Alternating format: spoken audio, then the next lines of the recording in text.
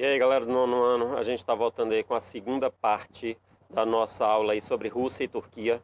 E dessa vez a gente vai falar um pouco sobre guerra, né? Então, a Ucrânia eclodiu uma guerra, né, lá na Europa, graças a esse homem que vocês veem aí logo ao fundo, que tem uma biografia, né, bem polêmica, porque ele já foi, né, condenado por roubo e agressão, lesão corporal, mas, no entanto, se tornou presidente da Ucrânia. Eu falo para vocês aí de Viktor Yanukovych. Então, em 2013, Yanukovych foi presidente, se tornou presidente da Ucrânia, anunciou sua intenção de romper com a União Europeia, só que uma grande parte da população era contra isso aí e deu início, né, a protestos e mortes. Yanukovych foi deposto, né, foi tirado do poder e exilou-se na Rússia em 2014. Aí em 2014, aparece aí no cenário, né, nesse cenário aí de guerra, um outro presidente, né, chamado de Petro Poroshenko. Mas Petro Poroshenko, que tem na sua biografia, né, aspecto bem diferente aí de Viktor Yanukovych, que Viktor Yanukovych era, né, era de filho de homens trabalhadores, pessoas simples, só que o Petro Poroshenko era um grande empresário do chocolate.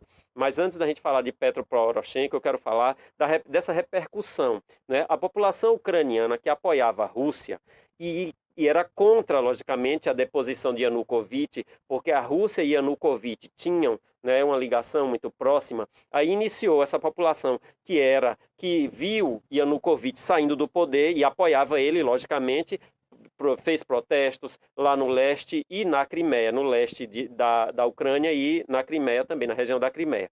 A maioria da população da Crimeia é de etnia russa e se manifestou a favor de Yanukovych. Então Yanukovych foi tirado do poder.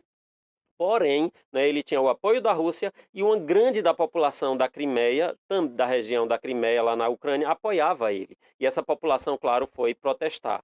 Em 2014 foi feito um referendo, que é aquela consulta popular, para ver o que a população quer.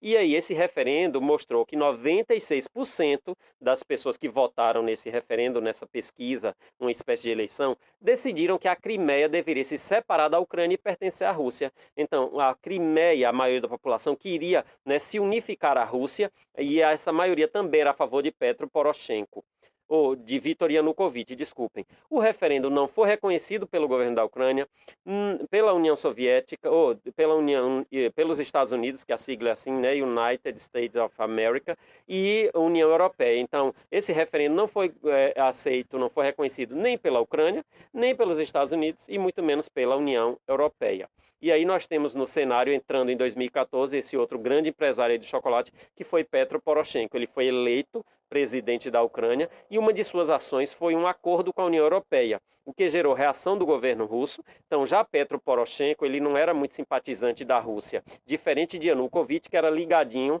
com a Rússia, né? Então Petro Poroshenko fez um acordo com a União Europeia, gerou reação do governo russo, que ameaçou cortar o fornecimento de gás para a Ucrânia em pleno inverno. Então, a Rússia precisa, a Ucrânia precisava do gás russo, porque o gás russo, né, mantinha os aquecedores nas casas das pessoas. Então, em pleno inverno, a Rússia ameaça cortar o gás que fornecia para a Ucrânia. Por quê? Porque Petro Poroshenko fez acordo com a União Europeia e se afastou da Rússia.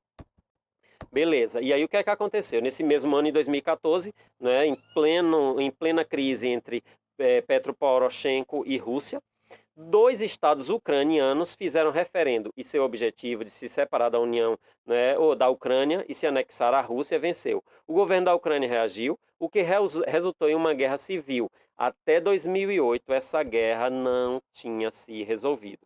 Pessoal, a gente dá uma pausa aqui e daqui a pouco a gente volta, só que não mais com Rússia, e sim com a Turquia. Próximo assunto. Beijo.